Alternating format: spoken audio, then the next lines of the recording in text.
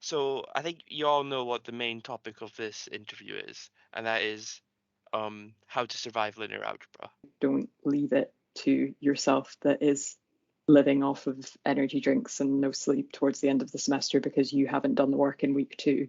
When it comes to studying maths in like university, one of the things that you begin to get used to is having to justify everything you do. After I play Ultimate Frisbee, I would return back and I could It's definitely finish one helpful point of to the just see different methods of doing stuff as well. I think it's important that you don't do everything alone. Like, it's important to have your own time to kind of understand the material, but when you're struggling, don't just sit there by yourself. Like, definitely reach out to others.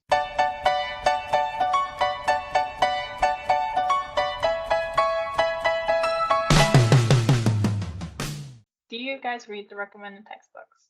Or do you at least look at the recommended textbook? Yeah, again, I think it's one of those things I would like to do it. It's just I don't really have the time for. I'm sure they're very interesting, but I end up prioritizing other things before that. I didn't read anything from the extra books. I just felt like the lecture notes, the videos, the tutorials, the quizzes, everything was very in-depth and sufficient for me to like understand the content. So I didn't require like any additional resources. So I didn't go into the recommended book. I'm honestly the exact same. I think I might have flipped through it once when I needed clarification on something. I think it was like some sort of proof. But if you understand what you're doing, and like Alana said, the coursework, the material's sufficient, then you're probably fine just sticking to that. You don't want to add too much to your plate, otherwise you end up not covering the course material. Yeah, I think it's good to go over the recommended texts if some idea is not clear in like lecture notes, or if you don't like lecture notes, for example. Often the lecturers give like alternative books to go through during the course instead of lecture notes. So if this is the case, it could be a good idea to pick up the books. But otherwise, like to read on the top, there's not much time to go in addition. Maybe one other question. How much time do you spend on a given course per week? I myself can be quite inconsistent with that. What I've tried to do the past few semesters is before the semester begins, I have a look at my timetable and the subjects that I'm going to be doing for that semester, and maybe I try to have a look at how the structure of a certain course is set up. Like, is it set up into 3 units every week or something like that? And then what I do is I try to construct a timetable around that, and I'll allocate like certain slots in that timetable for specific subjects. So doing it that way would ideally mean that I have a fixed number of hours every week for a certain subject. In terms of like hours per week on a certain subject, let's say you have like 3 lectures in 1 week, or maybe 4 lectures in 1 week, that would be 4 hours. And then if you're doing 3 units on top of that as well, maybe that's like an hour per unit. Maybe that'd be like 7 hours a week, maybe more than that, maybe less than that.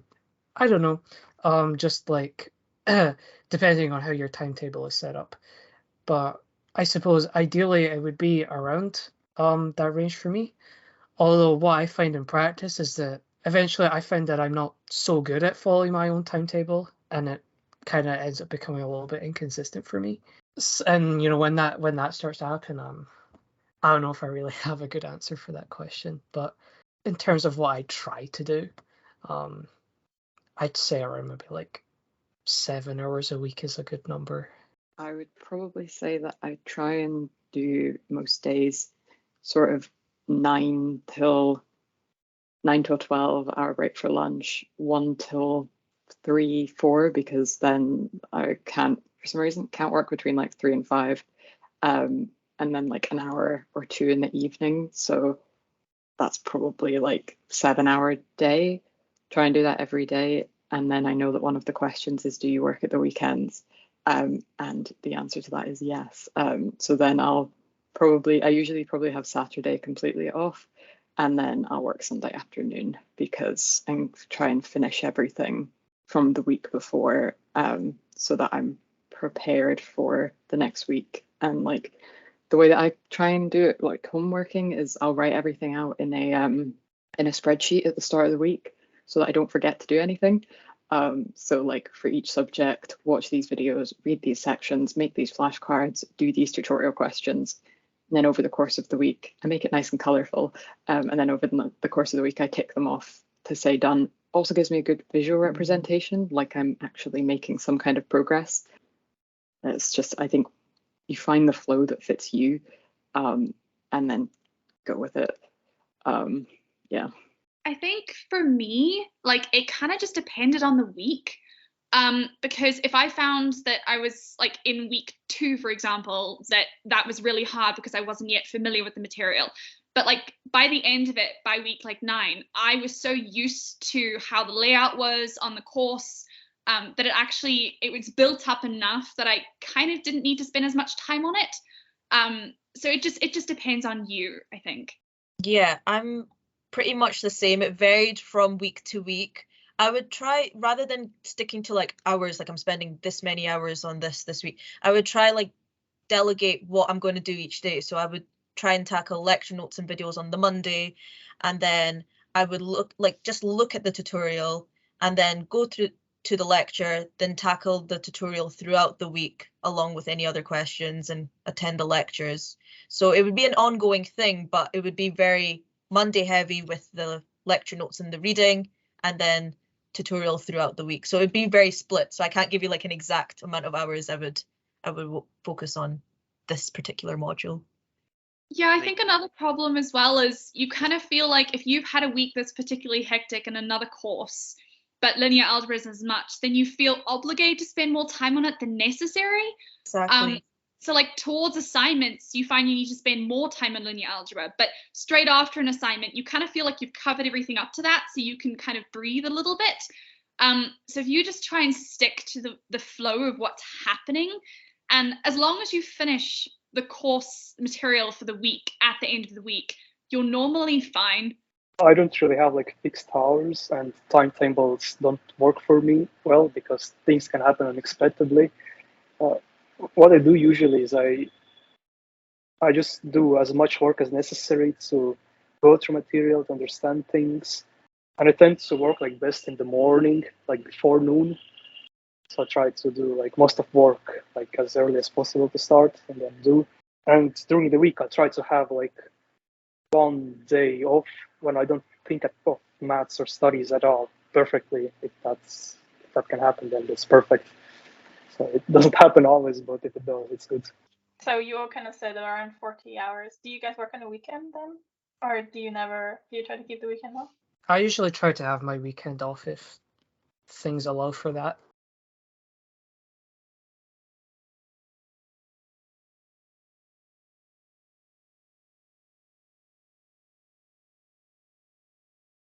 Yeah, I mean, exam season, like, yes, all the time. I think that, to be fair, I probably take more breaks during the week. So like I take time out to go climbing or go play sport during the week and then like catch up with that on the weekend. So it's kind of spread. But yes, I'll do something. I will do at least one thing on the weekend because time. I try to stick to Monday to Friday, but it's only if I fell slightly behind because of like other assignments or something came up, a birthday or something. Then I would try and use the weekend to catch up. But I would try and stick to Monday, Friday because I think it's important. You need a break as well, you know. Yeah, Like I would say first the 2 same as weekends what of the Alana said. I semester, think I'll have like off. weekends are a After last that, resort. no. Because if you keep I on probably relying should on work that, less on the burnout weekend, is a though, serious but, problem that you face. So you just don't want to risk it. You need time to rest. So what time do you go to sleep? Usually during the week. I think for me, like I'm not really one to answer that because I'm a massive night owl. So if you need to find me at 3 a.m. for ice cream, like I'll be the person up. So I'd honestly just say it depends on what works for you. So long as you're getting enough rest, and you feel like you're functioning, that's absolutely fine. Again, you still have, if you work and you set your timing correctly, then you should have weekends to kind of relax a bit more and make sure you've got an okay sleep schedule. So yeah, I would try and aim to go to bed around 11. I'm not saying that ever worked out. So I work more efficiently in the night, in my opinion. Like I feel like that it's more relaxing, and just the atmosphere is a lot nicer when I'm studying. So I definitely study more in the evening-ish times. So I would probably go to bed around 12 or 1. I don't think I'd stay as late as 3, but 12 or 1, and then make sure you're getting your sleep. Don't be waking up at 7 after going to bed at 12 or 1 or 6 in the morning, because you're still studying in the night. So it's not like you're not studying at all. You're still studying, and then you're kind of relaxing a little bit in the morning and then studying again. So it's just whatever works best for you. Yeah, exactly. If you have an early morning the next day, then you have to plan for that. Yes, yeah. Take that into account. Don't be going to bed late and then waking up really early, because it's just going to end up like a domino effect of not really good things. So then usually every day try to keep it consistent and try to wake up at like a specific time as well, so that body gets used to it, and it works very well after that. Yeah, I try to go to sleep during the week between 10 and 11. And then during the week, I try and wake up at 8. And which gives me like 10 hours sleep, which sounds, I will say this and people say that it sounds like a lot, but I just can't, that's how my brain works. I don't know. I like my sleep. And then during the weekends, probably go to sleep at the same time and sleep in if I need to. Yeah, when I'm just left to my own devices, I get like 10 hours of sleep every night. I think it's a bit too much, but that's kind of the habit I'm in right now. As for when I go to sleep, well, at the moment, with no kind of responsibilities or anything bounding my sleep schedule, I end up going to like 3 to 4 o'clock in the morning, is what I've been doing lately. When it comes to like actually a school semester though, I think usually I get to sleep around sort of 12 o'clock to 1 a.m., which is probably still not ideal for me, but I mean, I kind of struggle to get it anywhere earlier than that a lot of the time, so that's kind of what ends up happening to me. Yeah, during like exams, I don't sleep as well because it's just busy with everything for like exam periods. So typically, like recently, I've been going to sleep at like 2 and waking up at lunchtime because I'm on holiday. But like during usually also during just exam time, and then afterwards you're just so tired that like you just need like a week to sleep straight, and then recoup from it. But yeah, I mean, obviously some nights, you're doing something and you go to sleep later and you wake up, earlier and stuff. So, but yeah, just trying to keep it simple. Would there be any advice on how to motivate yourselves, or how do you motivate yourselves when you're at the point in the course where you're just not enjoying it, but you still need to do it, if that point ever comes? Think about what it feels like to get an A. Yeah, the feeling when you get something. I remember in first year, I used to call it being high on proofs, because like, when you finally get it, like that feeling is so good. And then also when you get a good grade, and like that feeling is so good. So thinking about how good it'll feel at the end.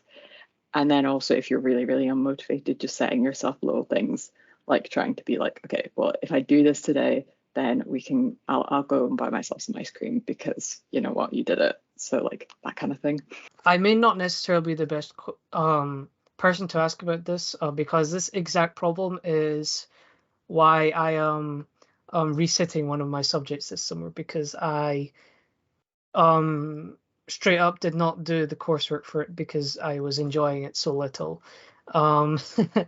unfortunately. So yeah, that is something that I myself am struggling with, and trying to think of better ways to cope with that issue myself. I am hoping that this coming year I'll have better ways of doing that, especially with going on campus more often. Maybe that'll help me with those kind of things. Just again, it can come down to putting yourself in the environment where you kind of don't have any option except to work on the things that you need to work on. Yeah, I think as well on that point, I mean, fear of failure is a really good motivator, but also the idea of being done with things. So, if I get this assignment in and I do it, I never have to see it again. If I finish this course and I don't have to resit it, I never have to see it again. Obviously, with a lot of maths, you do see it later on, but the temporary thing of I don't have to do more of this because I hate it can be quite motivating, I think. How I motivate myself is if I start feeling like I don't want to do this or I just want to lay in bed, I tend to next morning, I just give a good kick to my body by waking up early in the morning, going for a run at 6, and then returning, having cold shower, and then much more disciplined during the day. And I continue doing it over one day like this. And just exercise. Exercise works just miracles by keeping yourself disciplined and motivated. I don't know why, but it just works. I would probably say message a friend. I think that was my go-to. If I had something that I had to do and I was just feeling just no motivation to do it at all, I would message someone and be like, hey, I'm really struggling. I'd hear that they were struggling too. And I think it's just hearing that just gives you enough motivation to get it done. Yes, I completely agree. I think it's important that you're speaking to friends, the teaching team, just making sure you're getting all the support you can to motivate you to get through this difficult time when you're not too sure what's going on and you kind of want to take a break. Just definitely talk to someone. I do want to say that if you feel like no matter what you try, you cannot seem to motivate yourself or discipline yourself to work on anything. Maybe you're having days where you just can't seem to get out of bed, and the thought of doing any work that day is so terrible to you that maybe you just can't find yourself finding the motivation to get out of bed at all. Maybe try seeing if you're struggling with some kind of deeper issue, because I think that's something that can kind of affect a lot of people. It's probably affected me a little bit, especially, I mean, God forbid I bring this up again, but the pandemic situation is, been hard on a lot of people. It's been hard on me. Maybe see if there's, something more deep mentally that you might need to address. I think I agree in terms of, for some people, if it's something that keeps happening and that you're really struggling with it and you want to do it but you just can't, then seek some. And there's really good well-being people at the uni. You've got disability service, you've got well-being, you've got counselling at the uni, so you can seek that support, even if you just want to try it out and see if that helps. Also, I mean, it's obviously, if it's a deeper issue, then but if you're just having a really bad day and you need to take a day off, try not to kick yourself for not feeling good, because that's not going, in my experience, it doesn't help you to kind of beat yourself up for, I feel awful and I don't want to do this and I'm such a terrible lazy person for not wanting to do this. That just makes you feel worse. Okay, thank you very much. And maybe see you around on campus. Thank you. Yeah, thank See you. you about.